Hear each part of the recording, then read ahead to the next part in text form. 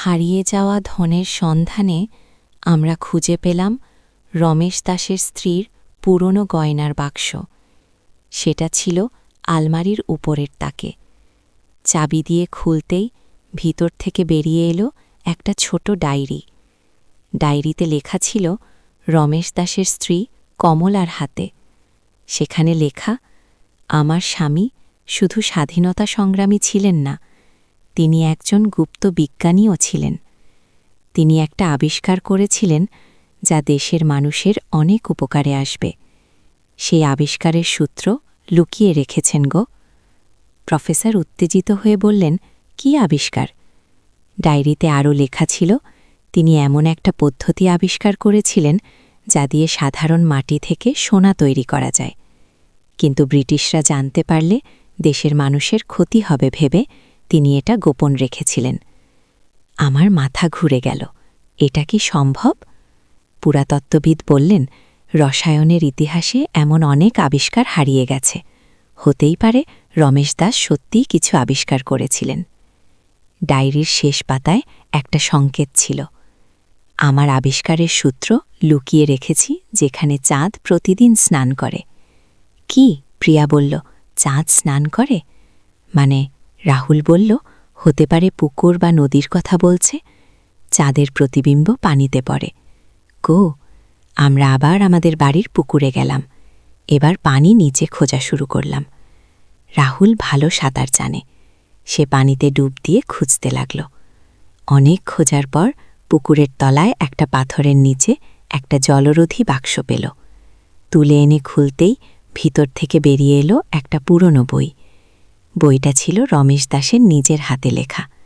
সেখানে তার সব গবেষণার কথা লেখা। সত্যি তিনি এমন কিছু পদ্ধতি আবিষ্কার করেছিলেন যা দিয়ে সাধারণ ধাতু থেকে মূল্যবান ধাতু তৈরি করা যেত। প্রফেসর বইটা দেখে বললেন, এটা বিজ্ঞানের ইতিহাসে একটা বিপ্লব আনতে পারে। কিন্তু আমি ভাবলাম, এই জ্ঞান এখনও মানুষের জন্য নিরাপদ কিনা। রমেশ দাস যে কারণে এটা লুকিয়ে রেখেছিলেন সেই কারণ এখনও থাকতে পারে। আমি বললাম, আমি মনে করি এই জ্ঞান এখনও গোপন রাখা উচিত, যতদিন না মানুষের সঠিক ব্যবহার করতে পারে গে। প্রফেসর আমার কথায় সায় দিলেন, আপনার কথা ঠিক, আমরা এটা নিরাপদ জায়গায় রেখে দেব, ভবিষ্যতে প্রয়োজন হলে ব্যবহার করা যাবে গো। এদিকে আমাদের পরিবারের জীবনযাত্রার মান অনেক উন্নতি হয়েছে। প্রিয়া এখন ভালো স্কুলে পড়ে। রাহুল ইঞ্জিনিয়ারিং কলেজে ভর্তি হয়েছে। আমরা এলাকায় একটা ফ্রি স্কুল খুলেছি। গরিব ছেলেমেয়েরা সেখানে বিনামূল্যে পড়াশোনা করে। পুরনো মন্দিরটাও মেরামত করা হয়েছে। কিন্তু আমাদের অ্যাডভেঞ্চার এখানেই শেষ নয়।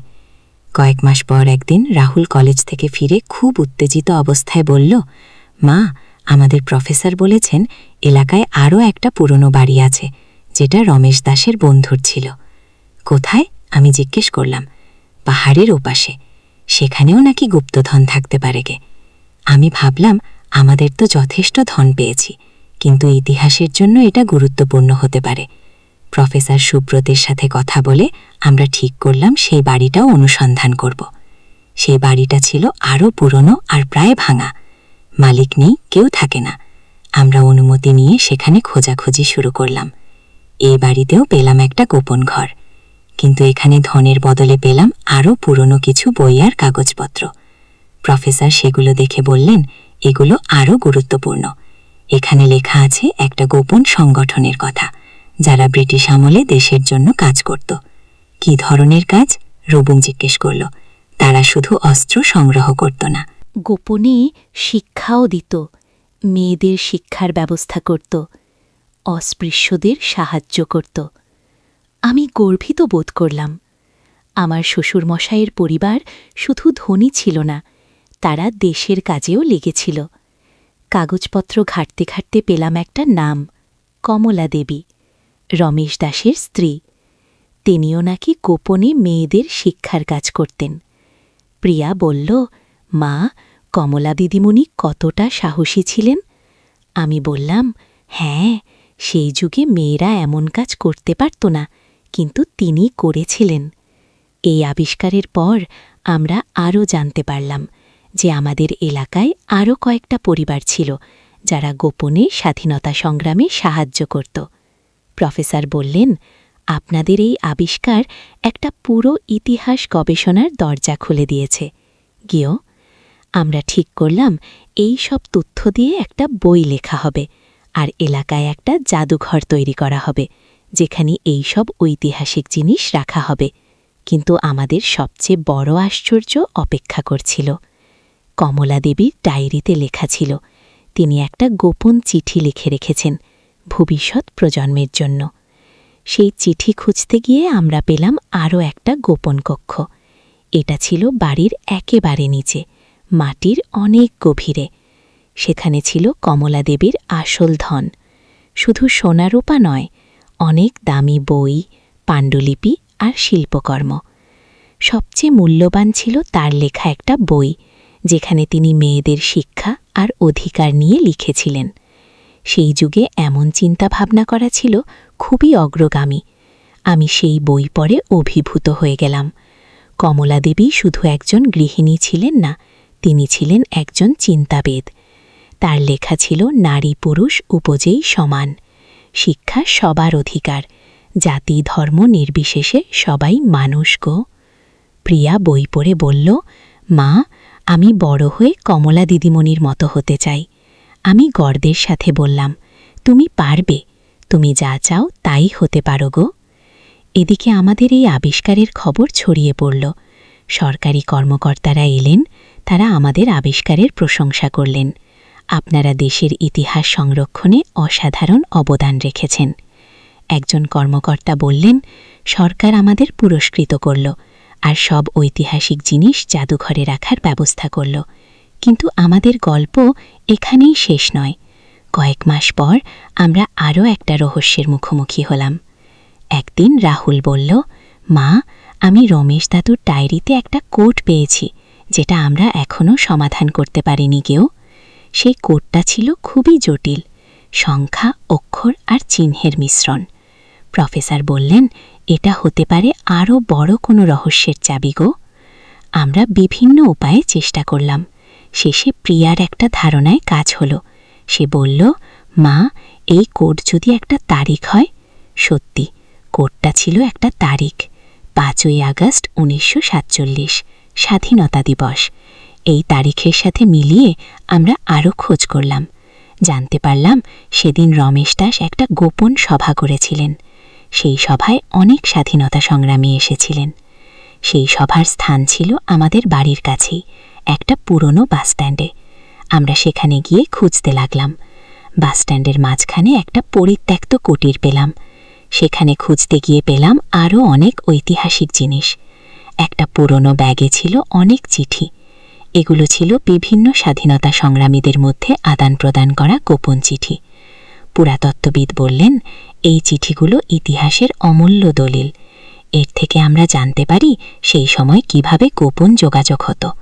ও একটা চিঠিতে আমি পড়লাম, রমেশ ভাই, আমাদের পরিকল্পনা অনুযায়ী আগামীকাল রাতের সভা হবে। নতুন অস্ত্র এসেছে, সবাইকে খবর দিয়ে দিন। আর একটা চিঠিতে কমলা বোন মেয়েদের গোপন শিক্ষার ব্যবস্থা অনেক ভালো হচ্ছে, আরও 10 জন মেয়ে যোগ দিয়েছে গিয়ে। এই চিঠিগুলো পড়ে আমি বুঝলাম, রমেশ দাস আর কমলা দেবী শুধু ধনী ছিলেন না, তারা ছিলেন সমাজ সংস্কারক। প্রিয়া বলল, মা, আমিও বড় হয়ে এমন কাজ করব গো। রাহুল বলল, আমিও দেশের জন্য কিছু করব গো। আমি গর্বিত হলাম, আমাদের ছেলেমেয়েরা ভালো মানুষ হয়ে উঠছে। কিন্তু আমাদের আবিষ্কারের সবচেয়ে আশ্চর্যজনক অংশ এখনও বাকি ছিল। একদিন আমি কমলা দেবীর ডায়েরি পড়ছিলাম। হঠাৎ দেখি একটা পাতা আলাদা রকম। সেটা ছিল একটা গোপন মানচিত্র। এই মানচিত্রে দেখানো হয়েছে পুরো এলাকায় কয়েকটা গোপন জায়গা, যেখানে স্বাধীনতা সংগ্রামীরা লুকিয়ে থাকত। আমরা সেই জায়গাগুলো খুঁজে বের করার সিদ্ধান্ত নিলাম। প্রথম জায়গা ছিল নদীর ধারে একটা পুরনো ঘাট। সেই ঘাটে গিয়ে দেখি একটা পাথরে খোদাই করা চিহ্ন। সেই চিহ্ন অনুসরণ করে আমরা পেলাম আর একটা ভূগর্ভস্থ কক্ষ। এই কক্ষে ছিল অস্ত্রের গোপন আস্তানা, পুরনো তলোয়ার, বন্দুক আর গোলাবারুদ। অবশ্য সবই নষ্ট হয়ে গেছে সময়ের সাথে, কিন্তু এখানেও পেলাম একটা চিঠি। সেখানে লেখা যে এই আস্তানা খুঁজে পেয়েছে সে, আমাদের উত্তরসূরি। দেশের জন্য এগিয়ে চলো গো। দ্বিতীয় জায়গা ছিল পাহাড়ের গুহায়। সেখানে পেলাম একটা গোপন লাইব্রেরি, হাজার হাজার বই, অনেকগুলো নিষিদ্ধ বই যা ব্রিটিশরা পড়তে দিত না। তৃতীয় জায়গা ছিল একটা পুরনো মসজিদের নিচে। সেখানে পেলাম বিভিন্ন ধর্মের মানুষের একসাথে কাজ করার প্রমাণ। এই সব আবিষ্কার করতে করতে প্রায় 1 বছর কেটে গেল। এই 1 বছরে আমাদের পরিবার অনেক পরিবর্তিত হয়েছে। রাহুল এখন ইতিহাস নিয়ে পড়াশোনা করতে চায়। প্রিয়া বলে সে বড় হয়ে পুরাতত্ত্ববিদ হবে। আর আমি বুঝেছি যে আমাদের অতীত কতটা গৌরব। আমাদের পূর্বপুরুষরা শুধু ধন সঞ্চয় করেননি, দেশের জন্য জীবন উৎসর্গ করেছেন। এখন আমরা সেই ঐতিহ্য এগিয়ে নিয়ে যাওয়ার চেষ্টা করছি। আমাদের তৈরি স্কুলে এখন 100-র বেশি ছেলে মেয়ে পড়ে। আমরা একটা লাইব্রেরিও তৈরি করেছি। প্রফেসর সুব্রত আমাদের সাথে একটা বই লিখেছেন। সেই বইয়ের নাম হারিয়ে যাওয়া ইতিহাসের খোঁজে। বইটা অনেক জনপ্রিয় হয়েছে। আমাদের এই যাত্রা শুরু হয়েছিল একটা পুরনো বাক্স খুঁজে পাওয়া থেকে, আর শেষ হয়েছে একটা নতুন জীবনের শুরুতে। এখন আমি বুঝি যে ধন শুধু সোনা রূপা নয়, আসল ধন হচ্ছে গান, শিক্ষা আর দেশপ্রেম।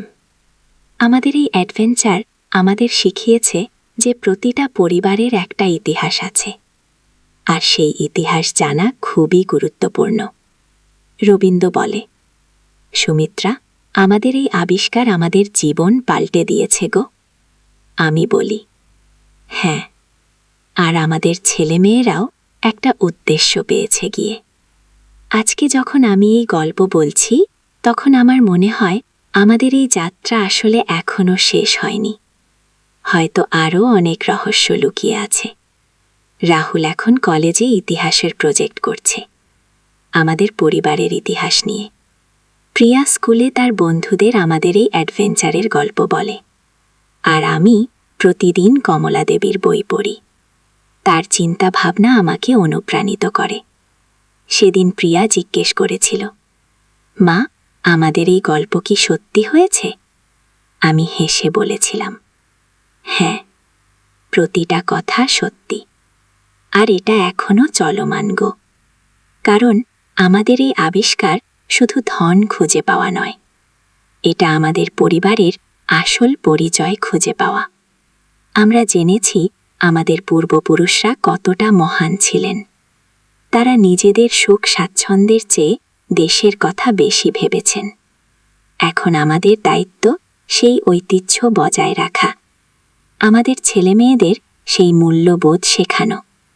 আর হ্যাঁ, আমাদের বাড়িতে এখনও নতুন নতুন জিনিস পাওয়া যায়। কয়েকদিন আগেই বাগানে কাজ করতে গিয়ে পেয়েছি আরেকটা পুরনো বাক্স। কিন্তু এবার আমরা তাড়াহুড়ো করছি না, ধীরে ধীরে সব রহস্য উন্মোচন করছি। কারণ আমরা জানি প্রতিটা আবিষ্কার আমাদের আরও কিছু শেখায়। আমাদের এই অ্যাডভেঞ্চার আমাদের শুধু ধনী করেনি, আমাদের গানই করেছে। আমাদের পরিবারের বন্ধন আরও মজবুত করেছে। এখন আমি যখন রাতে ঘুমাতে যাই, মনে হয় রমেশ দাস আর কমলা দেবী আমাদের দেখে খুশি হচ্ছেন। তারা জানেন তাদের স্বপ্ন আমাদের মাধ্যমে বাস্তবায়িত হচ্ছে। আর এই গল্প এখানেই শেষ, নাকি নতুন শুরু? আর নাম সুমিত্রা দাস। আমার বয়স 40 বছর। আমার স্বামীর নাম রবীন্দ্র দাস, বয়স 43 বছর। আমাদের 2 সন্তান, রাহুল আর প্রিয়া। রাহুল 18 বছর বয়সী, কলেজে পড়ে। প্রিয়া 14 বছর বয়সী, 9ম শ্রেণীতে পড়ে। আমাদের পুরনো বাড়িটা ছিল শিলিগুড়ির উপকণ্ঠে। বাড়িটা আমার শ্বশুর মশায়ের ছিল। তিনি মারা যাওয়ার পর আমরা এই বাড়িতে চলে আসি। বাড়িটা বেশ পুরনো, প্রায় ১০০ বছরের। দোতলা বাড়ি, চারদিকে বাগান। একদিন সকালে প্রিয়া দৌড়ে এসে বলল, মা, উপরের ঘরে একটা পুরনো বাক্স পেয়েছি। আমি তার সাথে গেলাম। দেখি সত্যি একটা কাঠের বাক্স, খুব পুরনো, ধুলায় ঢাকা। বাক্সটা খুলতেই বেরিয়ে এলো একটা পুরনো চিঠি আর একটা মানচিত্র। চিঠিটা আমার শ্বশুরমশাইয়ের হাতের লেখা। তাতে লেখা, যে এই চিঠি পড়বে, জেনে রাখো আমি এই বাড়িতে একটা গুপ্তধন লুকিয়ে রেখেছি। এই মানচিত্র অনুসরণ করে তুমি সেই ধন খুঁজে পেতে পারো, কিন্তু সাবধান, পথে অনেক রহস্য আছে। আমি অবাক হয়ে গেলাম। রাহুল আর প্রিয়া দুজনেই খুব উত্তেজিত। মা, আমরা ধন খুঁজব। প্রিয়া লাফিয়ে উঠল। মানচিত্রটা দেখলাম। বাড়ির চারপাশের এলাকার একটা মানচিত্র। কিছু নির্দেশনা দেওয়া আছে। প্রথম নির্দেশনা, বাগানের সবচেয়ে পুরনো গাছের নিচে খোঁজো গো। আমরা ৩ জন বাগানে গেলাম। সবচেয়ে পুরনো গাছটা ছিল একটা বটগাছ। তার নিচে মাটি খুঁড়তে লাগলাম। একটু পর একটা ছোট কৌটা পেলাম, ভেতরে আরেকটা চিঠি। তুমি প্রথম ধাপ পার করেছ, এবার দ্বিতীয় ধাপ। পুকুরের পাড়ে যে পাথরটা আছে তার নিচে দেখো গো। আমাদের বাড়ির পেছনে একটা ছোট পুকুর ছিল, পাড়ে একটা বড় পাথর। সেটা সরাতে গিয়ে দেখি নিচে একটা ছোট গর্ত, ভেতরে একটা চাবি। রাহুল চাবিটা হাতে নিয়ে বলল, মা, এই চাবি দিয়ে কি খোলা যাবে? আমি মানচিত্রটা আবার দেখলাম। তৃতীয় নির্দেশনা, এই চাবি দিয়ে বাড়ির গোপন ঘর খোলো। গোপন ঘরের দরজা পাবে লাইব্রেরির পিছনে। কি? আমাদের বাড়িতে একটা ছোট লাইব্রেরি ছিল। আমরা সেখানে গিয়ে বইগুলা সরিয়ে দেয়ালের পিছনে খুঁজতে লাগলাম। হঠাৎ প্রিয়া চিৎকার করে উঠল, মা, এখানে একটা দরজা। সত্যি, বইয়ের আলমারির পেছনে একটা ছোট দরজা। চাবি দিয়ে খুললাম। ভেতরে একটা সিঁড়ি নিচের দিকে গেছে। এটা কি? রাহুল অবাক হয়ে জিজ্ঞেস করল। আমরা টর্চ নিয়ে নিচে নামলাম। দেখি একটা ছোট কক্ষ, দেয়ালে পুরনো ছবি আর কিছু বই। মেঝেতে একটা বড় বাক্স। বাক্সটা খুলতেই আমাদের চোখ ছানা বড়া। ভেতরে সোনার গহনা, পুরনো মুদ্রা আর কিছু দামি পাথর। কিন্তু এখানেই শেষ নয়। বাক্সের তলায় আরেকটা চিঠি। এতে লেখা, এই ধন তোমাদের, কিন্তু একটা শর্ত আছে। এই ধন শুধু পরিবারের মঙ্গলের জন্য ব্যবহার করতে হবে। লোভে পড়ে অন্যায় করলে এই ধন আবার হারিয়ে যাবে গো। আমরা খুশিতে আত্মহারা। কিন্তু হঠাৎ শুনলাম উপর থেকে পায়ের আওয়াজ। কেউ বাড়িতে ঢুকেছে। আমি ফিসফিস করে বললাম, চুপ করো, উপরে কেউ আছে। আমরা নিঃশব্দে উপরে উঠলাম। দেখি ৩ জন অচেনা লোক বাড়িতে ঢুকে তল্লাশি করছেন। তাদের হাতে টর্চ। এই বাড়িতে নিশ্চয়ই কোথাও ধন লুকানো আছে। একজন বলল, পুরনো দাস পরিবারের ধন সম্পদের কথা আমরা শুনেছি গিয়ে। আমি বুঝলাম এরা ডাকাত। আমাদের বাড়ির গুপ্তধনের খবর কোথাও থেকে পেয়েছে।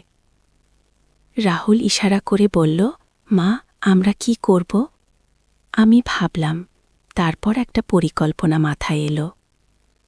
আমি রাহুল আর প্রিয়াকে ইশারা করে বললাম, তোমরা পিছনের দরজা দিয়ে বেরিয়ে পুলিশকে খবর দাও, আমি এদের ব্যস্ত রাখি। আমি জোরে কাশি দিয়ে সামনে বেরিয়ে এলাম। কে কে আছে সেখানে? ডাকাতরা চমকে গেল। একজন এগিয়ে এসে বলল, আপনি এখানে কি করছেন? এটা আমার বাড়ি, আপনারা কারা? আমি সাহসের সাথে বললাম, আমরা ধন খুঁজছি। এই বাড়িতে লুকানো ধন আছে কি? আমি হাসি দিয়ে বললাম, ধন? এই বাড়িতে কোনো ধন নেই। আমরা সাধারণ মানুষ গো। কিন্তু তারা বিশ্বাস করল না। তারা আমাকে বেঁধে ফেল আর পুরো বাড়ি তল্লাশি করতে লাগল। এদিকে রাহুল আর প্রিয়া পুলিশ স্টেশনে গিয়ে খবর দিল। পুলিশ দ্রুত এসে ডাকাতদের ধরে ফেল। পরের দিন সকালে আমরা শান্তিতে গুপ্তধনের কথা ভাবলাম। রবীন্দ্র বলল, এই ধন দিয়ে আমরা প্রিয়ার পড়াশোনার খরচ আর রাহুলের কলেজের খরচ দিতে পারি গো। আমি বললাম, হ্যাঁ, আর বাড়িটাও মেরামত করা যাবে গো। কিন্তু তখনও আমাদের জানা ছিল না যে এই ধনের সাথে জড়িয়ে আছে আরও বড় রহস্য। কয়েকদিন পর একজন বয়স্ক মানুষ আমাদের বাড়িতে এলেন।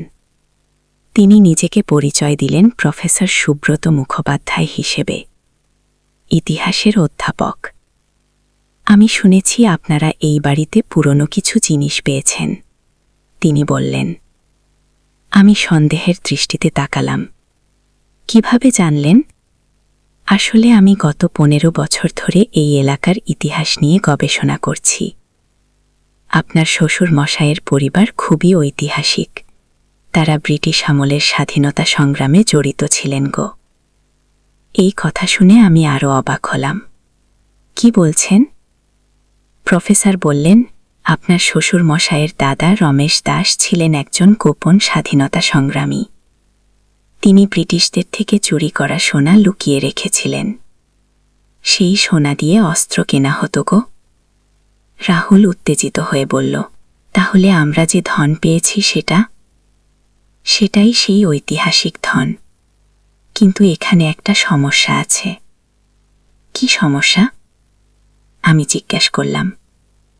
প্রফেসর গম্ভীর হয়ে বললেন, রমেশ দাসের সেই লুকানো ধনের একটা অংশ এখনো খুঁজে পাওয়া যায়নি, আর সেটা খুঁজে পেতে আপনাদের সাহায্য লাগবে গো। কিভাবে? রবীন্দ্র জিজ্ঞেস করল।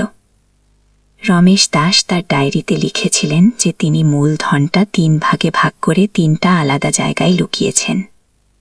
আপনারা একটা অংশ পেয়েছেন, বাকি 2টা এখনো আছে কি?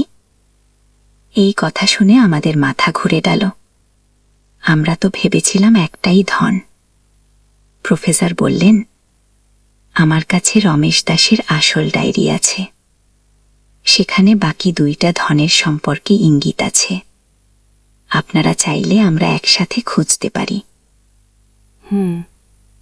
রবীন্দ্রর দিকে তাকালাম। সে মাথা নাড়ল। ঠিক আছে, আমরা সাহায্য করব। পরের দিন প্রফেসর তার ডায়েরি নিয়ে এলেন। সেখানে পুরনো বাংলায় লেখা, প্রথম অংশ রাখলাম গৃহে, দ্বিতীয় অংশ রাখলাম যেখানে পূর্বপুরুষদের আত্মা বিশ্রাম নেয়, তৃতীয় অংশ রাখলাম যেখানে জল আর আকাশ মিলিত হয়। রাহুল বলল, প্রথমটা তো আমরা পেয়েছি, দ্বিতীয়টা মানে? প্রফেসর বললেন, পূর্বপুরুষদের আত্মা বিশ্রাম নেয়া মানে হতে পারে শ্মশান বা কবরস্থান গো। প্রিয়া বলল, আমাদের এলাকায় একটা পুরনো কবরস্থান আছে কি? আমরা সেখানে গেলাম। কবরস্থানটা অনেক পুরনো, প্রায় পরিত্যক্ত। প্রফেসর বললেন, রমেশ দাসের পরিবারের কবর এখানেই থাকার কথা গো। খুঁজতে পেলাম রমেশ দাসের দাদার কবর। কবরের পাশে একটা পুরনো পাথর। সেটা সরাতেই নিচে একটা ধাতব বাক্স। খুলে দেখি ভিতরে আরও স্বর্ণমুদ্রা আর একটা চিঠি। চিঠি তৃতীয় ধনের ইঙ্গিত আরও স্পষ্ট করা আছে, যেখানে জল আর আকাশ মিলিত হয়। মানে হতে পারে নদীর ধার অথবা পাহাড়ের চূড়া। প্রফেসর বললেন। আমি বললাম, আমাদের এলাকায় একটা ছোট পাহাড় আছে, তার চূড়ায় একটা পুরনো মন্দিরও। পরের দিন আমরা সেই পাহাড়ে গেলাম। পাহাড়টা খুব উঁচু নয়, কিন্তু বেশ খাড়া। উপরে উঠতে অনেক কষ্ট হল। মন্দিরটা প্রায় ভাঙা। ভিতরে দেখি একটা পুরনো মূর্তি। মূর্তির নিচে মেঝেতে একটা পাথর আলাদা রকম। সেটা সরাতেই নিচে একটা গর্ত। গর্তের ভেতর থেকে বের করলাম সবচেয়ে বড় ধনের বাক্স। এর ভিতরে শুধু স্বর্ণ নয়, হীরা আর অন্যান্য দামি পাথরও ছিল। কিন্তু সবচেয়ে আশ্চর্যের বিষয় ছিল এর ভিতরের শেষ চিঠিটা। সেখানে লেখা যে এই 3টা ধন একসাথে করবে, সে আমার আসল উত্তরাধিকারী। এই ধন দিয়ে দেশের সেবা করো, স্বাধীনতার স্বপ্ন বাস্তবায়নে কাজ করব। প্রফেসর বললেন, রমেশ দাস চেয়েছিলেন তার ধন দেশের কাজে লাগুক। আপনারা তার যোগ্য উত্তরাধিকারী প্রমাণিত হয়েছেন। আমরা ঠিক করলাম এই ধনের একটা অংশ দিয়ে এলাকার গরিব ছেলেমেয়েদের পড়াশোনার ব্যবস্থা করব। একটা অংশ দিয়ে পুরনো মন্দিরটা মেরামত করব, আর বাকিটা দিয়ে আমাদের পরিবারের ভবিষ্যৎ নিরাপদ করব। কিন্তু গল্প এখানেই শেষ নয়। কয়েক সপ্তাহ পর প্রফেসর আবার এলেন। এবার তার সাথে একজন পুরাতত্ত্ববিদ। আপনাদের খবর দিতে এসেছি, প্রফেসর বললেন। রমেশ দাসের ডায়েরিতে আরও তথ্য পেয়েছি। তিনি শুধু ধন লুকিয়ে রাখেননি, একটা গোপন সুড়ঙ্গ তৈরি করেছিলেন। সুড়ঙ্গ? আমি অবাক হলাম। পুরাতত্ত্ববিদ বললেন, হ্যাঁ, এই সুড়ঙ্গ দিয়ে তিনি ব্রিটিশদের নজর এড়িয়ে স্বাধীনতা সংগ্রামীদের সাহায্য করতেন। সুড়ঙ্গটা আপনাদের বাড়ি থেকে শুরু হয়ে নদীর ধার পর্যন্ত গেছে কি? রাহুল উত্তেজিত হয়ে বলল, কোথায় সেই সুড়ঙ্গের মুখ? প্রফেসর মানচিত্র দেখিয়ে বললেন, আপনাদের বাড়ির নিচের গোপন ঘর থেকেই শুরু, শুধু আরও গভীরে খুঁজতে হবে কি। আমরা আবার সেই গোপন ঘরে গেলাম। এবার আরও ভালো করে দেয়াল পরীক্ষা করলাম। প্রিয়া একটা দেয়ালে হাত দিতেই সেটা নড়ে গেল। দেয়ালের পিছনে একটা সংকীর্ণ পথ। আমরা টর্চ নিয়ে সেই পথে এগোলাম। অনেকটা হাঁটার পর পৌঁছালাম নদীর ধারে। সেখানে একটা পুরনো কুটির। কুটিরের ভেতরে দেখি অনেক পুরনো কাগজপত্র, চিঠি আর ছবি। এগুলো সব স্বাধীনতা সংগ্রামের সময়কার। প্রফেসর বললেন, এগুলো অমূল্য ঐতিহাসিক দলিল। এগুলো জাদুঘরে দিলে দেশের ইতিহাস সংরক্ষিত হবে কি? আমি বললাম, অবশ্যই, এগুলো আমাদের জাতীয় সম্পদ। কিন্তু তখনও আমাদের অ্যাডভেঞ্চার শেষ হয়নি। কুটিরের একপাশে আর একটা গোপন দরজা পেলাম। খুলে দেখি একটা বড় ভূগর্ভস্থ কক্ষ। এই কক্ষে ছিল রমেশ দাসের আসল গুপ্তধন। এর আগে যা পেয়েছিলাম সেগুলো ছিল শুধু ইঙ্গিত। আসল ধন ছিল এখানে। হাজার হাজার স্বর্ণমুদ্রা, দামি পাথর, হীরা। সবচেয়ে আশ্চর্যের বিষয় ছিল একটা পুরনো পাণ্ডুলিপি। সেখানে লেখা ছিল একটা গুপ্ত মানচিত্র। প্রফেসর পাণ্ডুলিপিটা দেখে বললেন, এটা তো অসাধারণ। এই মানচিত্র দিয়ে আরও অনেক ঐতিহাসিক জায়গা খুঁজে পাওয়া যাবে। পুরাতত্ত্ববিদ বললেন, এই আবিষ্কার পুরো ইতিহাসের একটা অধ্যায় পাল্টে দেবে কি। আমরা ঠিক করলাম সব ঐতিহাসিক জিনিস জাদুঘরে দান করব। ধনের একটা বড় অংশ দিয়ে এলাকায় একটা স্কুল তৈরি করব, আর বাকিটা দিয়ে আমাদের পরিবারের ভবিষ্যৎ নিরাপদ করব। কিন্তু সবচেয়ে বড় আশ্চর্য অপেক্ষা করছিল আমাদের জন্য। লিকুইড ক্যাশ নেই। সোহেল অন্য ব্যাংক থেকে লোন নেওয়ার চেষ্টা করল, কিন্তু ব্যাংক বলল ইতিমধ্যে তার অনেক লোন আছে, নতুন লোন নিতে পারবে না। সোহেল রাতে ঘুমাতে পারছিল না, খাওয়া দাওয়া বন্ধ করে দিয়েছিল। মিনা তাকে দেখে খুব চিন্তিত হয়ে গেল। সোহেল, প্লিজ, নিজেকে এভাবে শেষ করে ফেল না। কোনো একটা রাস্তা বের হবেই। কিন্তু সোহেল কোনো রাস্তা দেখতে পাচ্ছিল না। ইনভেস্টর 15 দিন সময় দিয়েছে। 15 দিনের মধ্যে টাকা ফেরত না দিলে তিনি আইনি ব্যবস্থা নেবেন। 10 দিন কেটে গেল। সোহেল কোনো সমাধান খুঁজে পেল না। সে প্রায় হাল ছেড়ে দিয়েছিল। 11 দিনের দিন একটা অপ্রত্যাশিত ঘটনা ঘটল। জাহিদ ভাই, সোহেলের পুরনো সহকর্মী, তার অফিসে এলেন। জাহিদ ভাই এখন একটা রিয়েল এস্টেট কোম্পানিতে সিনিয়র ম্যানেজার। সোহেল, আমি তোমার সমস্যার কথা শুনেছি গো।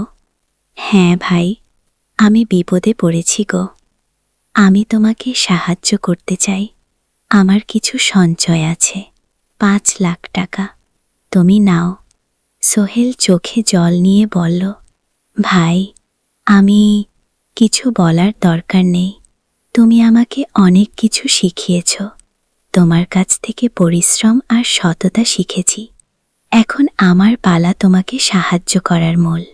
জাহিদ ভাই চলে যাওয়ার পর আরও দুজন এলো। একজন সোহেলের পুরনো ক্লায়েন্ট, আরেকজন তার কর্মচারী। দুজন মিলে আরও 2.5 লাখ টাকা দিল। করিম মামা 20 লাখ টাকা ব্যবস্থা করলেন, তার কিছু বন্ধুদের কাছ থেকে ধার করে। মিনা তার সব গয়না বিক্রি করে 10 লাখ টাকা দিল। সবাই মিলে প্রায় 45 লাখ টাকা জোগাড় হলো। বাকি 65 লাখ টাকা সোহেল তার অফিসের সব অ্যাসেট বিক্রি করে আর একটা প্রাইভেট ফিন্যান্স কোম্পানি থেকে উচ্চ সুদে লোন নিয়ে ব্যবস্থা করল। ঠিক 14 দিনের দিন সোহেল ইনভেস্টরকে 1 করোড় টাকা ফেরত দিল। ইনভেস্টর টাকা নিয়ে চলে গেলেন। সোহেল তার অফিসে ফিরে এসে চেয়ারে বসে কাঁদা। এত চাপ, এত টেনশন, সব যেন একসাথে বের হয়ে এলো। মিনা এসে তাকে জড়িয়ে ধরল। আমরা পেরেছি সোহেল, আমরা পেরেছি গো। অধ্যায় পুনরুদ্ধার। এই ঘটনার পর সোহেল আরও সাবধান হয়ে গেল। সে বোঝে ব্যবসায় শুধু সাহস নয়, বুদ্ধিও লাগে। ঝুঁকি নিতে হয়, কিন্তু হিসাব করে। প্রজেক্ট চলতে থাকল। এবার সোহেল আরও সতর্কতার সাথে সব কিছু পরিচালনা করল। প্রতিটা খরচ হিসাব করল, প্রতিটা সিদ্ধান্ত ভেবে চিনতে নিল। আরও 1 বছর পর 20 ফ্লোর বিজনেস টাওয়ার সম্পন্ন হল। চমৎকার বিল্ডিং, শহরের অন্যতম সুন্দর ভবন। বিল্ডিংয়ের উদ্বোধন অনুষ্ঠানে শহরের মেয়র এলেন। অনেক ব্যবসায়ী, সাংবাদিক। সোহেলের নাম পত্রিকায় ছাপা হল। স্বপ্নের শহরে এক তরুণ উদ্যোক্তার সফলতার গল্প। প্রজেক্ট থেকে সোহেলের লাভ হল প্রায় 2 করোড় টাকা। এই টাকা দিয়ে সে সব লোন শোধ করল। জাহিদ ভাইয়ের টাকা ফেরত দিল। করিম মামার লোন শোধ করল। যারা সাহায্য করেছিল সবাইকে টাকা ফেরত দিল। মিনার জন্য নতুন গয়না কিনল, আরও সুন্দর। তার মাকে গ্রামে একটা নতুন পাকা বাড়ি বানিয়ে দিল। মা কাঁদতে কাঁদতে বললেন, তোর বাবা বেঁচে থাকলে কত খুশি হতো। তুই আমার সব স্বপ্ন পূরণ করেছিস। সোহেল নিজেদের জন্য একটা ফ্ল্যাট কিনল, 4 রুমের ফ্ল্যাট, সমুদ্রের কাছে। এখন আর ভাড়া বাড়িতে থাকতে হয় না। শব্দ অধ্যায় প্রতিদান। সোহেল এখন একজন প্রতিষ্ঠিত উদ্যোক্তা, কিন্তু সে তার গ্রাম ভুলেনি, যে গ্রাম থেকে সে এসেছে, যারা তাকে সাহায্য করেছে, কাউকেই ভুলেনি। সে তার গ্রামে একটা স্কুল বানিয়ে দিল, সোহেল ফাউন্ডেশন স্কুল। ও গরিব ছেলেমেয়েরা ফ্রিতে পড়তে পারবে। ভালো শিক্ষক নিয়োগ দিল, ভালো পড়াশোনার ব্যবস্থা করবে। শহরে একটা ফ্রি মেডিকেল ক্লিনিক খুলবে। গরিব মানুষরা ফ্রিতে চিকিৎসা পাবে। প্রতি বছর 10 জন মেধাবী কিন্তু গরিব ছাত্রছাত্রীকে স্কলারশিপ দেওয়া শুরু করল। তারা বিনা মূল্যে পড়াশোনা করতে পারবে। একদিন একটা টিভি চ্যানেল সোহেলের ইন্টারভিউ নিতে এলো। আপনার সফলতার গোপন সূত্র কি? সোহেল একটু ভেবে বলল, কঠোর পরিশ্রম, সততা আর হাল না ছাড়া। এই 3টি জিনিস যদি কারো মধ্যে থাকে, সে যে কোনো কিছু অর্জন করতে পারে। আর সবচেয়ে বড় কথা, যারা আমাকে সাহায্য করেছে তাদের ছাড়া আমি কিছুই না। একা কেউ সফল হতে পারে নাকি? আপনার পরবর্তী স্বপ্ন কি? আমি চাই আরও মানুষকে সাহায্য করতে। আমার মতো যারা গ্রাম থেকে শহরে আসে তাদের জন্য একটা ট্রেনিং সেন্টার খুলব। তারা সেখানে বিভিন্ন স্কিল শিখতে পারবে, চাকরি পাবে, নিজের পায়ে দাঁড়াতে পারবে। অষ্টাদশ অধ্যায় নতুন প্রজন্ম। আরও 5 বছর কেটে গেল। সোহেল এখন 45 বছরের। তার মেয়ে সারা এখন 9 বছরের। স্কুলে ক্লাস 4-এ পড়ে। খুব মেধাবী মেয়ে। একদিন সারা বাবাকে জিজ্ঞেস করল, বাবা, তুমি কিভাবে এত বড় হলে? আমার বন্ধুরা বলে তুমি একজন সফল মানুষ গো। সোহেল তাকে কোলে নিয়ে বসো। বাবা, তুমি জানো তোমার দাদু ছিলেন একজন স্কুল শিক্ষক, খুব সৎ মানুষ, কিন্তু আমরা গরিব ছিলাম। আমি রিক্সা চালাতাম গো। রিক্সা? সত্যি? হ্যাঁ। তারপর আমি এই শহরে এলাম, অনেক কষ্ট করেছি, কিন্তু হাল ছাড়িনি। মানুষ আমাকে সাহায্য করেছে, আর আমি কঠোর পরিশ্রম করেছি। বাবা, আমিও কি তোমার মতো হতে পারবো? অবশ্যই পারবে বাবা, তবে মনে রেখো, সফলতা মানে শুধু টাকা পয়সা না। সফলতা মানে ভালো মানুষ হওয়া, অন্যদের সাহায্য করা, সব থাকা বোন। সারা মাথা নাড়ল, আমি ভালো মানুষ হব বাবা। সোহেল তার মেয়েকে জড়িয়ে ধরল। মনে মনে ভাবুন, তার জীবনের সব কষ্ট সার্থক হয়েছে। মিনা রান্নাঘর থেকে ডাকল, খাবার তৈরি, এসো। সোহেল সারাকে নিয়ে ডাইনিং টেবিলে গেল। ঋতু এসেছে, সে এখন বিয়ে করেছে, তার একটা ছেলে হয়েছে। সোহেলের মাঝে মাঝে চট্টগ্রামে বেড়াতে আসেন, আজও এসেছেন। সবাই মিলে খেতে বসো, হাসি গল্পে ভরা পরিবার। সোহেল তাকাল তার মায়ের দিকে, মিনার দিকে, সারার দিকে, ঋতুর দিকে। মনে হলো জীবনে আর কি চাই। খাওয়া শেষে সবাই বসে রইল, গল্প করছিল। হঠাৎ সোহেলের ফোন বাজে, অফিস থেকে একটা জরুরি বিষয়। সোহেল ফোন রেখে দিয়ে মিনাকে বলল, একটা নতুন প্রজেক্টের প্রস্তাব এসেছে, একটা এতিমখানা বানানোর কাজ, সরকারি প্রজেক্ট। তুমি নেবে? অবশ্যই, এটা আমার স্বপ্নের প্রজেক্ট। যেসব বাচ্চাদের বাবা মা নেই, তাদের জন্য একটা সুন্দর জায়গা। মিনা হাসো, তুমি কখনো বদলাও না, এখনো অন্যদের কথা ভাবো। এটাই তো জীবন মিনা, শুধু নিজের জন্য বাঁচলে কি হবে? ঊনবিংশ অধ্যায়, উত্তরাধিকার। 10 বছর আরও কেটে গেল। সোহেল এখন 55 বছরের। তার চুলে পাক ধরেছে, কিন্তু শক্তি এখনও আগের মতোই। সারা এখন 19 বছরের। সে বিশ্ববিদ্যালয়ে ইঞ্জিনিয়ারিং পড়ছে।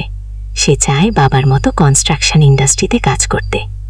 একদিন সারা বাবাকে বলল, বাবা, আমি তোমার কোম্পানিতে কাজ করতে চাই। এখনও তো তোর পড়াশোনা বাকি, জানি, কিন্তু আমি এখন থেকেই শিখতে চাই। ছুটির দিনে তোমার সাথে সাইটে যেতে চাই, দেখতে চাই কিভাবে কাজ হয়নি। সোহেল খুশি হয়ে গেল, তার মেয়ে তার পথ অনুসরণ করতে চাই। ঠিক আছে, কিন্তু শর্ত হলো তোকে সবকিছু নিজ থেকে শিখতে হবে, কোনো স্পেশাল ট্রিটমেন্ট পাবি না। আমি তো তাই চাই বাবা। সারা তার বাবার সাথে কাজ শিখতে শুরু করল। সে দেখুক কিভাবে শ্রমিকরা কাজ করে, কিভাবে মেটেরিয়াল বাছাই করতে হয়, কিভাবে একটা প্রজেক্ট ম্যানেজ করতে হয়। সোহেল তাকে কোনো সহজ পথ দিল না। সারাকেও সবার মতো কষ্ট করতে হলো সাইটে। রোদে দাঁড়িয়ে থাকতে হলো, শ্রমিকদের সাথে কথা বলতে হলো। কিন্তু সারা হাল ছাড়ল না। সে তার বাবার মেয়ে, পরিশ্রম করতে জানে। 3 বছর পর সারা গ্র্যাজুয়েট হল। সে সোহেলের কোম্পানিতে জুনিয়র প্রজেক্ট ম্যানেজার হিসেবে যোগ দিল। সোহেল ধীরে ধীরে সারাকে বড় দায়িত্ব দিতে শুরু করল। সারা তার বাবার মতোই সৎ, পরিশ্রমী। দ্বিতীয় অধ্যায় সমাপ্তি নয়, নতুন শুরু। আরও 5 বছর পর। সোহেল এখন 7 বছরের। সে সিদ্ধান্ত নিল, এবার অবসর নেওয়ার সময় এসেছে। কোম্পানির দায়িত্ব সারাকে দেবে। একটা অনুষ্ঠান করা হল। সোহেল আনুষ্ঠানিকভাবে কোম্পানির চেয়ারম্যান পদ থেকে অবসর নিল। সারা হল নতুন ম্যানেজিং ডিরেক্টর। সোহেল তার বক্তব্যে বলল, আমি যখন এই শহরে এসেছিলাম, আমার পকেটে ছিল মাত্র 5,000 টাকা, একটা ছোট্ট ব্যাগ আর অনেক স্বপ্ন। আজ 40 বছর পর আমি পেছনে ফিরে তাকাই, দেখি একটা দীর্ঘ পথ। সেই পথে অনেক কষ্ট ছিল, অনেক বাধা ছিল, কিন্তু ছিল অনেক ভালোবাসাও, অনেক মানুষের সাহায্য। আমি বিশ্বাস করি সফলতা একা আসে না, এটা আসে অনেক মানুষের সমর্থন, ভালোবাসা আর বিশ্বাস নিয়ে। আমি যা কিছু অর্জন করেছি তা আমার একা না, এটা আমার পরিবারের, আমার কর্মচারীদের, আমার বন্ধুদের, সবার। আজ আমি আমার মেয়ে সারার হাতে এই দায়িত্ব তুলে দিচ্ছি। আমি জানি সে আমার চেয়ে ভালো করবে, কারণ সে শিখেছে আমার ভুল থেকে, আমার অভিজ্ঞতা থেকে। অনুষ্ঠান শেষ হলো, সবাই চলে গেল। সোহেল আর মিনা অফিসে একা দাঁড়িয়ে রইল। মিনা, মনে আছে আমরা প্রথম কখন দেখা হয়েছিলাম? হ্যাঁ, তোমার সেই ছোট্ট মুদি দোকানে। তুমি বিস্কুট কিনতে এসেছিলে কে ভেবেছিল সেই দিন থেকে আমাদের এই পর্যর স্বপ্নের শহর? প্রথম অধ্যায়, যাত্রা শুরু। সকাল 7টা বেজে গেছে। ঢাকার কমলাপুর রেল স্টেশনে মানুষের ভিড়। চারদিকে চাবি, বিস্কুট বিক্রেতাদের চিৎকার, ট্রেনের হর্ন আর যাত্রীদের কোলাহল। এই বিশাল ভিড়ের মধ্যে একটা ছোট্ট ব্যাগ হাতে দাঁড়িয়ে আছে সোহেল। বয়স মাত্র 22, গায়ের রং শ্যামলা, চোখে স্বপ্নের ঝিলিক। ভাইজান, চট্টগ্রামের টিকিট আছে? সোহেল টিকিট কাউন্টারের সামনে দাঁড়িয়ে জিজ্ঞেস করল। আছে, 30 টাকা। কাউন্টারের লোকটা উত্তর দিল। সোহেল তার পকেট থেকে টাকা বের করল। মোট 5,000 টাকা। এই টাকা সে জমিয়েছে গত 3 বছরে রিক্সা চালিয়ে। তার স্বপ্ন ছিল চট্টগ্রাম গিয়ে একটা ভালো চাকরি পাওয়া। গ্রামে আর থাকতে চায় না সে। বাবা মারা গেছেন 10 বছর আগে। মা আর ছোট বোন ঋতুকে নিয়ে সংসার চালাচ্ছিল রিক্সা চালিয়ে। কিন্তু এভাবে তো আর সারা জীবন চলবে না। টিকিট কেটে সোহেল প্ল্যাটফর্মে এলো। ট্রেন ছাড়বে আর মাত্র 15 মিনিট পরে। সে একটা বেঞ্চে বসে পড়ল। ব্যাগটা বুকের কাছে চেপে ধরল। এই ব্যাগে আছে তার সব সম্পদ, কিছু কাপড়, একটা ছোট্ট ফোট ফ্রেমে বাবা মায়ের ছবি, আর কিছু টাকা। কোথায় যাচ্ছেন? পাশে বসা একজন বয়স্ক মানুষ জিজ্ঞেস করলেন। চট্টগ্রাম কাকা, চাকরি খুঁজতে যাচ্ছি।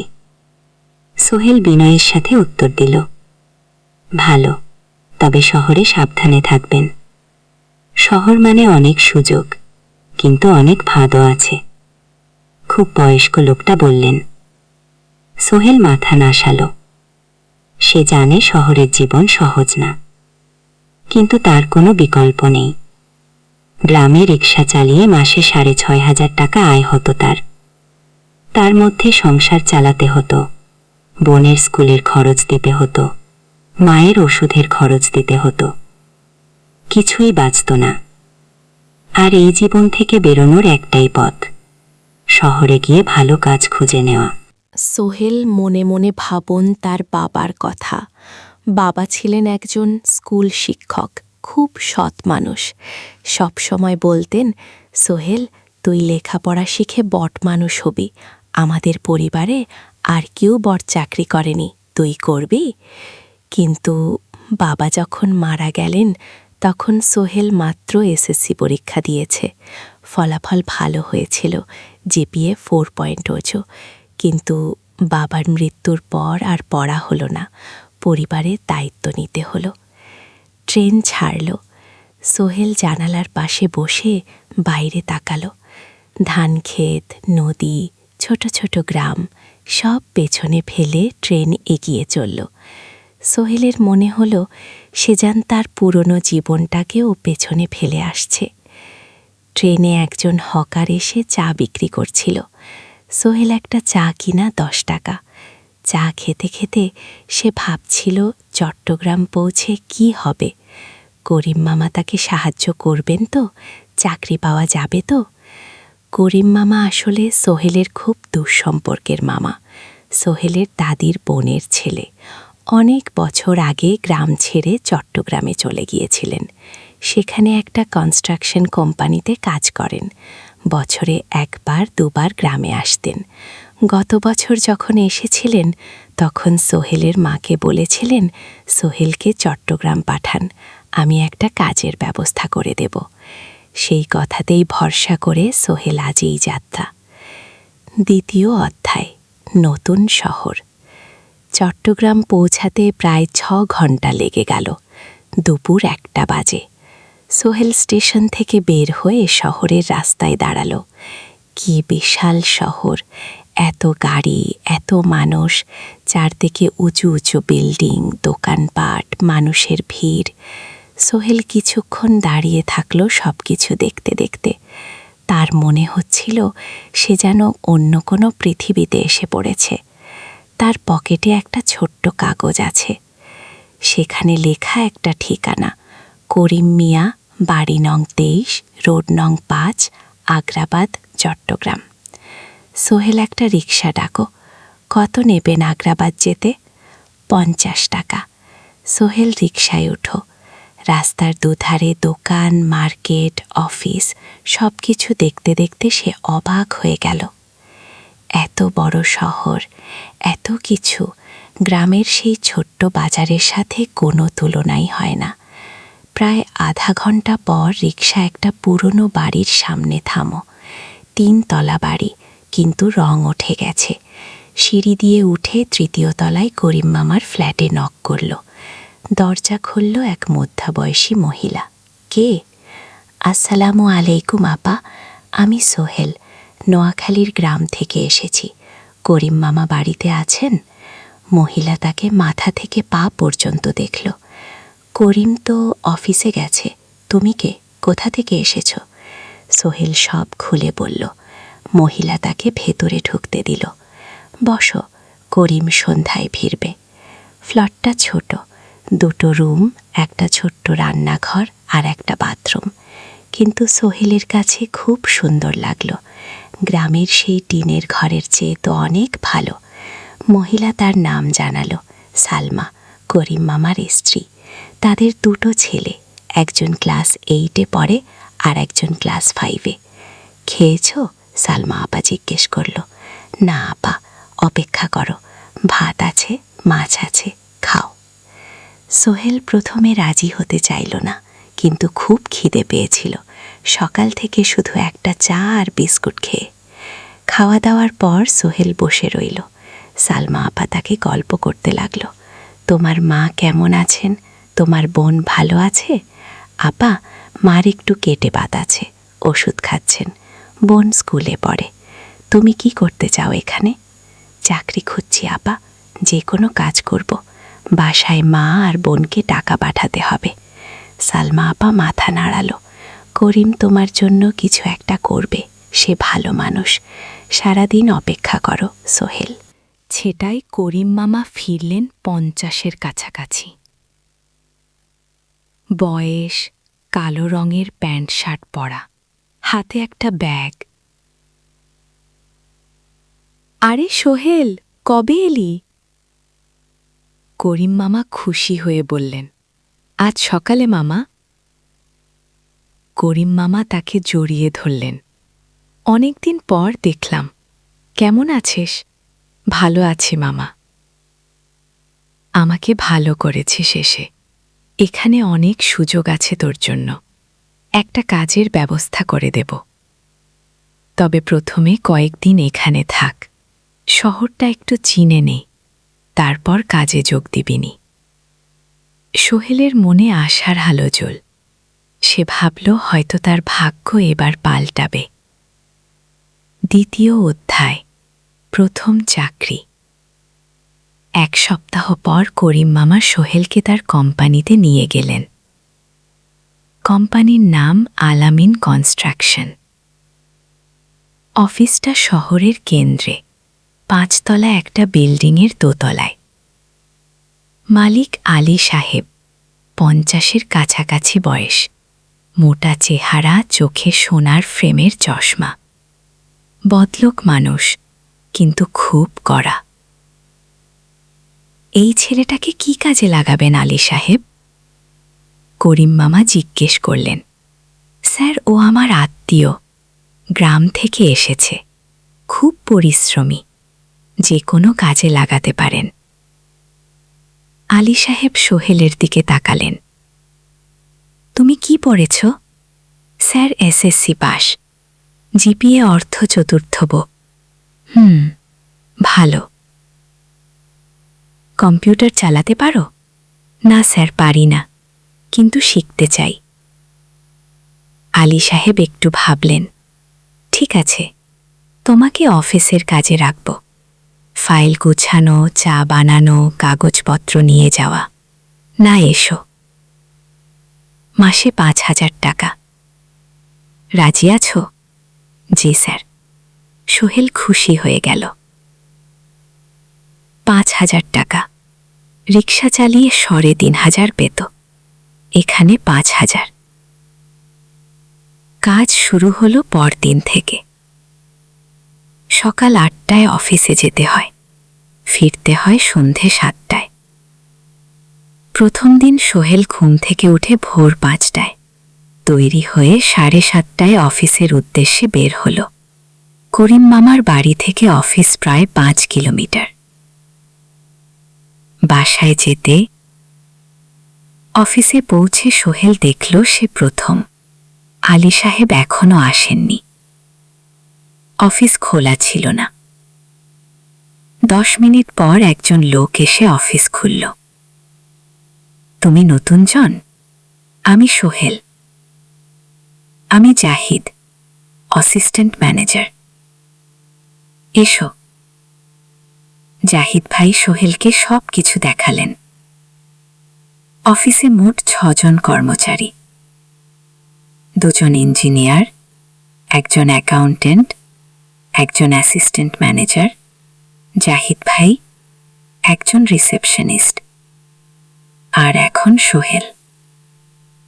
সোহেলের কাজ শুরু হলো চা বানানো দিয়ে। তারপর অফিস পরিষ্কার করা, ফাইল গোছানো, কাগজপত্র এক জায়গা থেকে আরেক জায়গায় নিয়ে যাওয়া। কাজ কঠিন না, কিন্তু সারাদিন দৌড়ঝাঁপ করতে হয়। দুপুরে খাবারের জন্য আধা ঘন্টা বিরতি। সোহেল একটা ছোট হোটেলে গিয়ে ভাত, ডাল, তরকারি খেল, 50 টাকা। সন্ধে অফিস বন্ধ হল। সোহেল ক্লান্ত হয়ে বাসায় ফিরল। কেমন লাগলো প্রথম দিন? করিম মামা জিজ্ঞেস করলেন।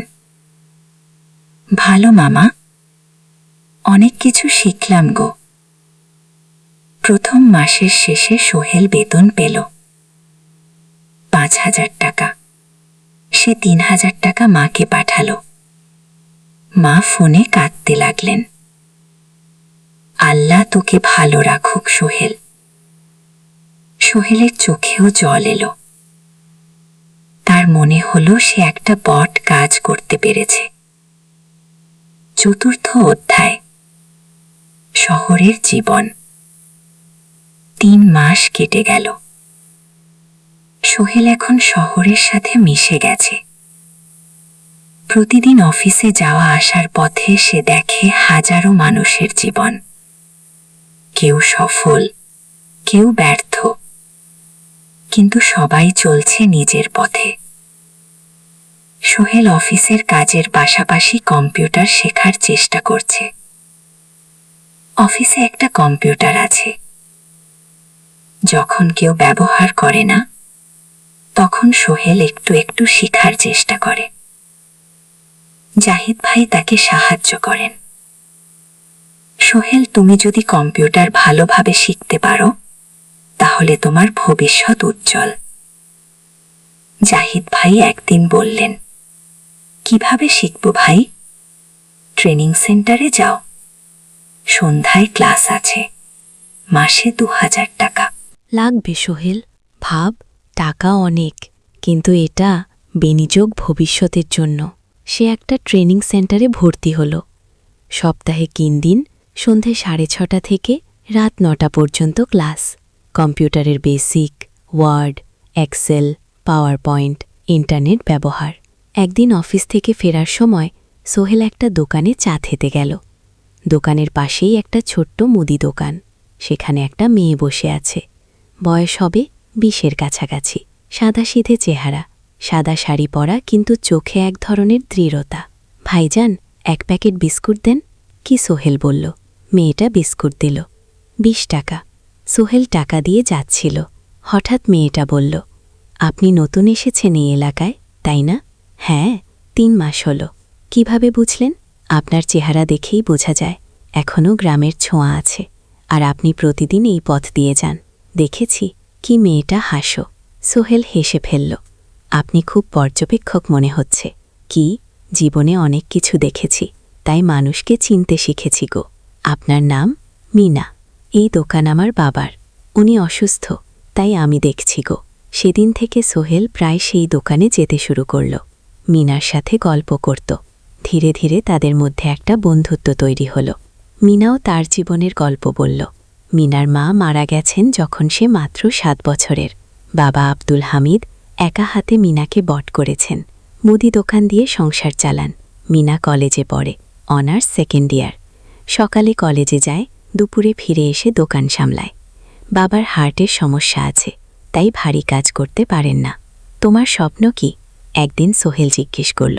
গ্র্যাজুয়েশন শেষ করে একটা ভালো চাকরি করব, তারপর বাবাকে ভালো চিকিৎসা করাবো। তুমি? আমিও চাকরি করে পরিবারকে ভালোভাবে দেখভাল করতে চাই। মা আর বোনকে নিয়ে শহরে আনো। একদিন দুজনেই নিজেদের স্বপ্নের কথা বলতে গিয়ে বুঝে তাদের স্বপ্ন অনেকটা একই রকম। 5ম অধ্যায়, বিপদ। 6 মাস কেটে গেল। সোহেল এখন আলী সাহেবের খুব প্রিয় কর্মচারী।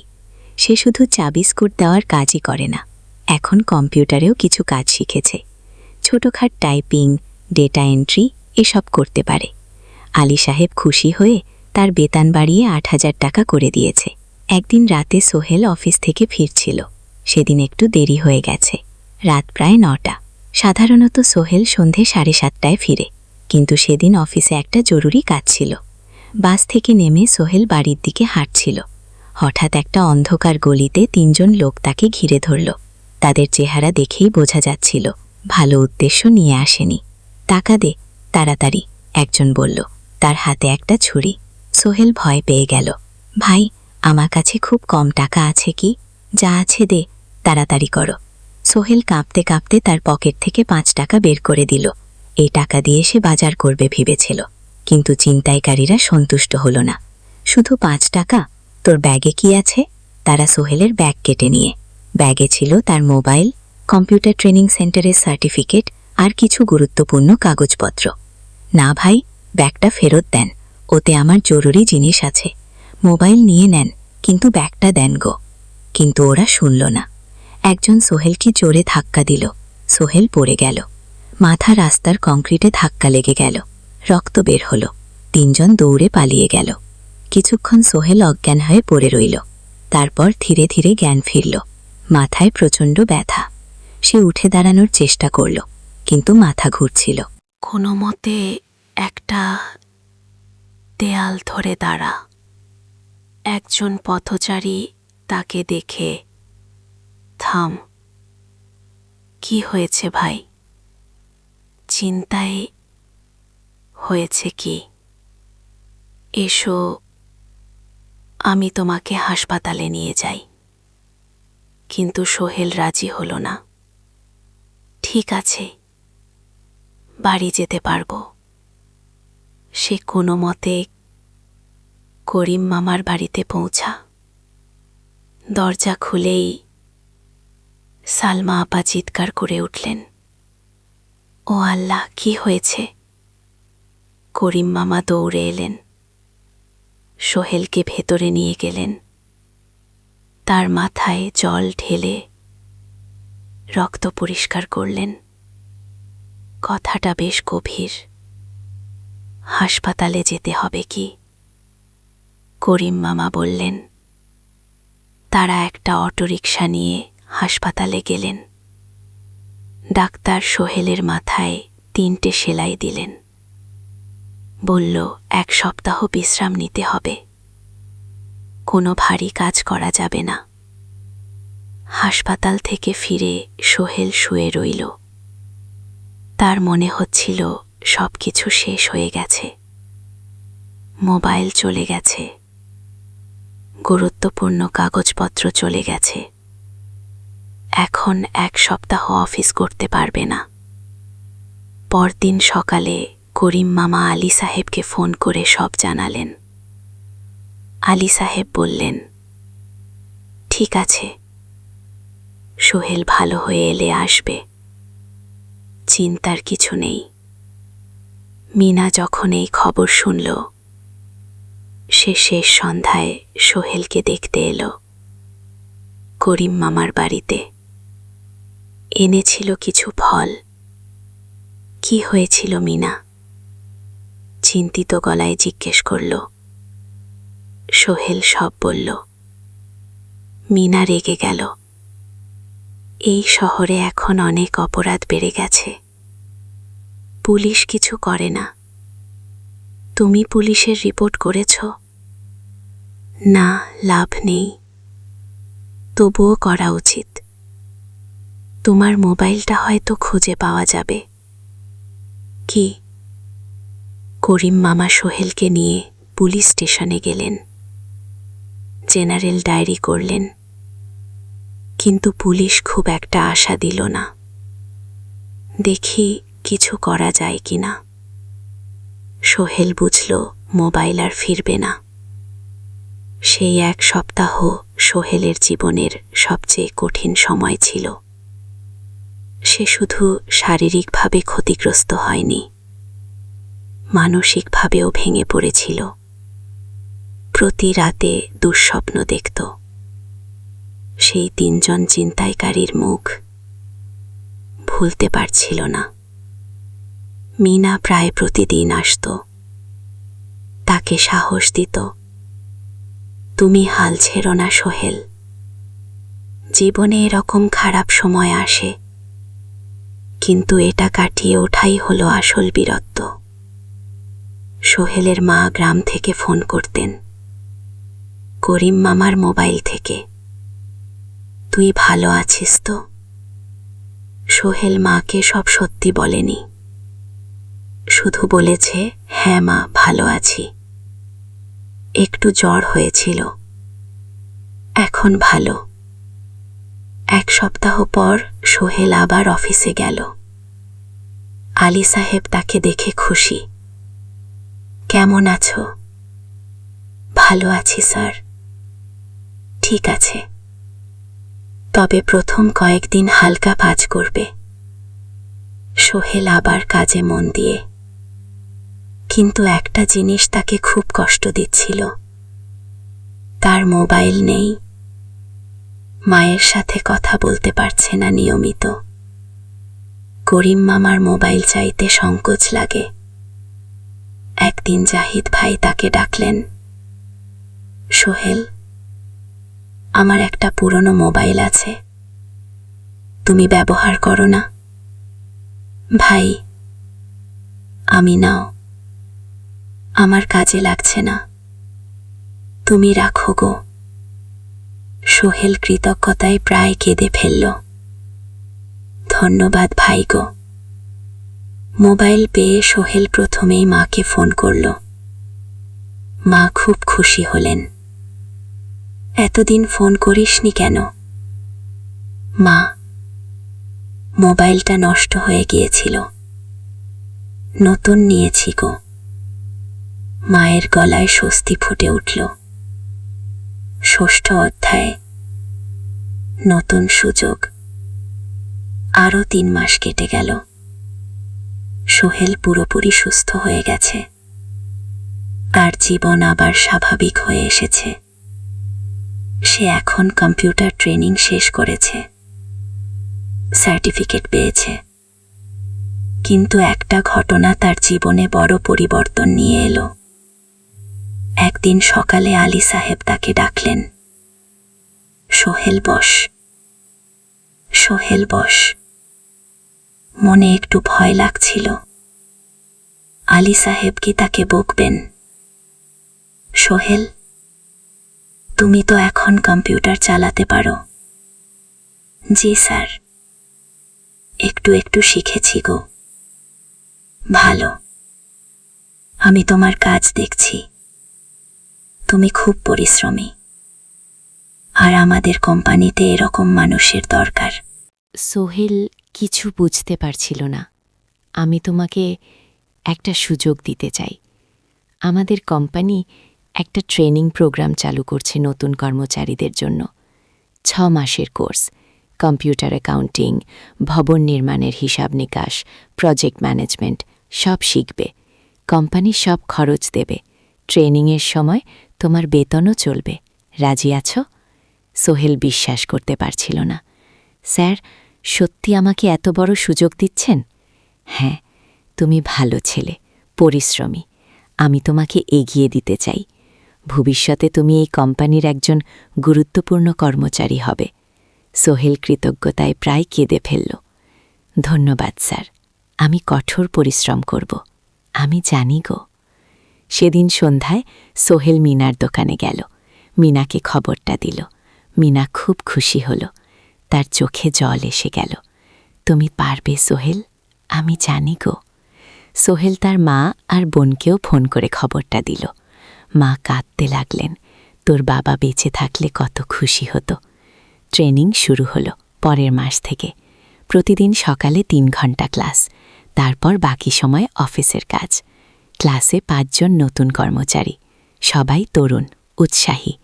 শিক্ষক ছিলেন একজন অভিজ্ঞ ইঞ্জিনিয়ার, নাম রহিম স্যার।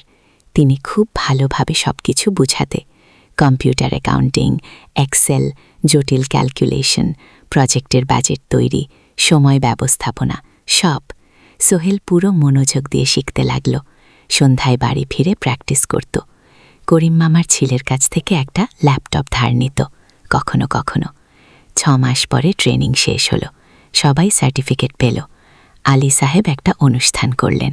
সোহেল সেরা পারফর্মার হিসেবে একটা বিশেষ পুরস্কার পেল। 5,000 টাকা বোনাস। আলী সাহেব ঘোষণা করলেন, সোহেল, আজ থেকে তুমি আমাদের জুনিয়র অ্যাকাউন্ট অ্যাসিস্ট্যান্ট। তোমার বেতন 15,000 টাকা। সোহেল অবাক হয়ে গেল। 8,000 থেকে 15,000, প্রায় দ্বিগুণ। সেদিন রাতে সোহেল ঘুমাতেই পারল না। খুশিতে উত্তেজনায় তার চোখে ঘুম নেই।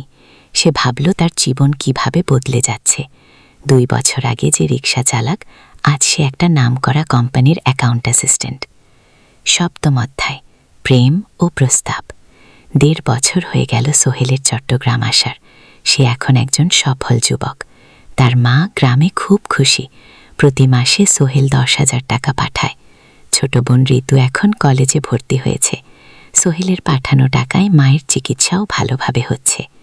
মিনার সাথে সোহেলের সম্পর্ক এখন আর শুধু বন্ধুত্ব নয়, দুজন দুজনকে ভালোবাসে। কিন্তু কেউ কাউকে সরাসরি বলার সাহস পায়নি। প্রতিদিন দেখা হয়, গল্প হয়, কিন্তু সেই একটা কথা বলা হয়ে ওঠে না। একদিন শুক্রবার, ছুটির দিন। সোহেল মিনাকে বলল, আজকে একটু ঘুরতে যাবে? কোথায়? পতেঙ্গাচর। তুমি কি কখনো গেছো? না, কিন্তু আমার দোকান গো। শুক্রবার তোমার বাবা সামলাবে। মিনা রাজি হয়ে গেল। দুপুরে দুজনে বাস নিয়ে পতেঙ্গা গেল। সমুদ্র দেখে মিনা অবাক হয়ে গেল। কি সুন্দর! দুজনে বালিতে বসল। ঢেউরের শব্দ শুনতে শুনতে গল্প করছিল।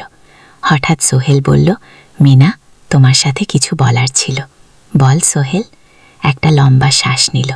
তুমি জানো, আমি তোমাকে ভালোবাসি। মিনা হাসো। তার চোখ ভিজে গেল। জানি। আমিও তোমাকে ভালোবাসি সোহেল। সোহেল অবাক হয়ে গেল। সত্যি? হ্যাঁ, অনেক দিন ধরেই জানি। তুমি আমার জীবনে এসে সব কিছু বদলে দিয়েছ। তোমার সাথে থাকলে আমার মনে হয় আমি যে কোনো কিছু করতে পারবো। দুজনে কিছুক্ষণ চুপ করে বসে রইল। সমুদ্রের ঢেউ এসে পায়ে লাগছিল।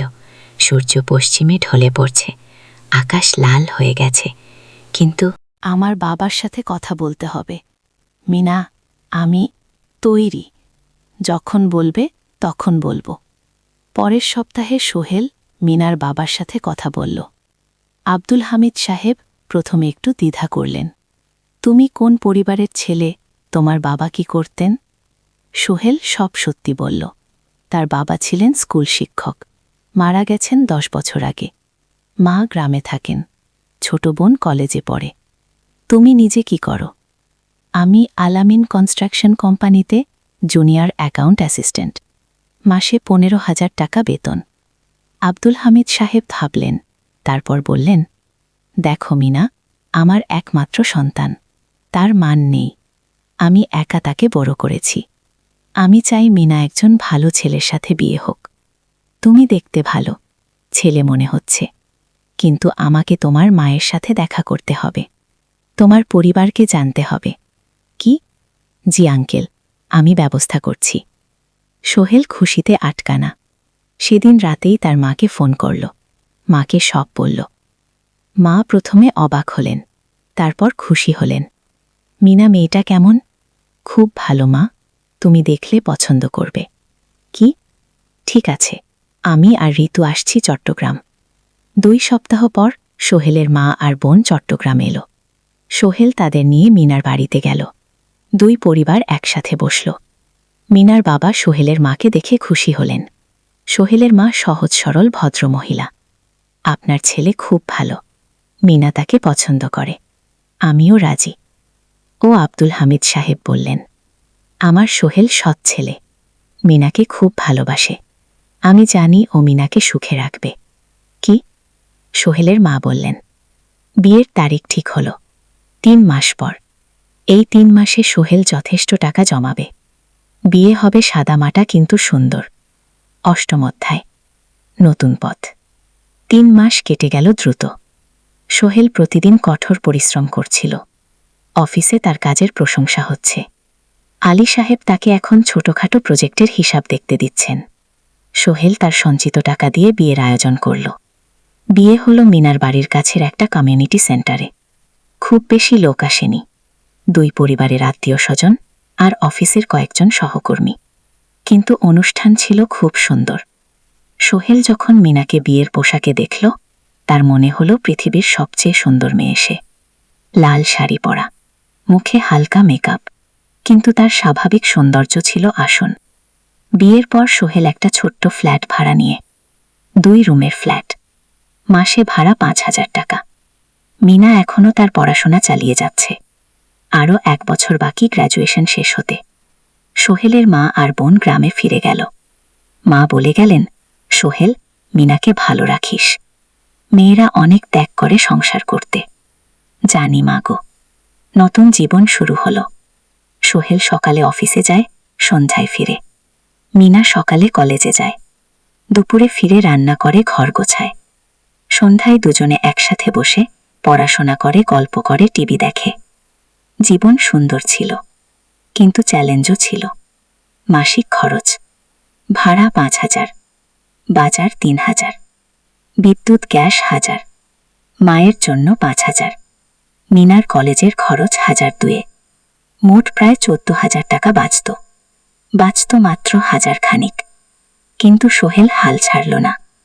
শেষ সন্ধ্যায় একটা কম্পিউটার ট্রেনিং সেন্টারে পার্ট টাইম পড়ানো শুরু করল। সপ্তাহে 3 দিন, 2 ঘন্টা করে। এতে মাসে আরও 3,000 টাকা আসতে লাগল। মিনাও বসে থাকত না। সে বাড়িতে বসে কয়েকজন স্কুলের ছাত্রছাত্রীকে টিউশন পড়াতে শুরু করল। মাসে 2,000 টাকা আয়। এভাবে কেটে গেল 6 মাস। দুজন মিলে পরিবার চালাচ্ছে, স্বপ্ন দেখছে। একদিন সোহেল বলল, মিনা, আমি একটা নতুন স্বপ্ন দেখছি। কি? আমি নিজে একটা ছোট্ট কনস্ট্রাকশন কোম্পানি খুলতে চাই। ছোট ছোট প্রজেক্ট নেব, বাড়ি মেরামত, ছোট বিল্ডিং বানানো, এইসব। তোমার কি যথেষ্ট অভিজ্ঞতা আছে? আছে, আমি 2 বছর ধরে এই কাজের সাথে জড়িত। অনেক কিছু শিখেছি, আর আলী সাহেবও আমাকে সাহায্য করবেন। কিন্তু টাকা কোথায়? কোম্পানি খুলতে তো অনেক টাকা লাগবে। আমি জমাচ্ছি, আরও 1 বছর কাজ করব, তারপর চেষ্টা করব। মিনা তাকে সমর্থন দিল। তুমি পারবে, তোমার মধ্যে সেই শক্তি আছে। কি 9ম অধ্যায়, চ্যালেঞ্জের সময়। কিন্তু ভাগ্য সবসময় অনুকূলে থাকে না।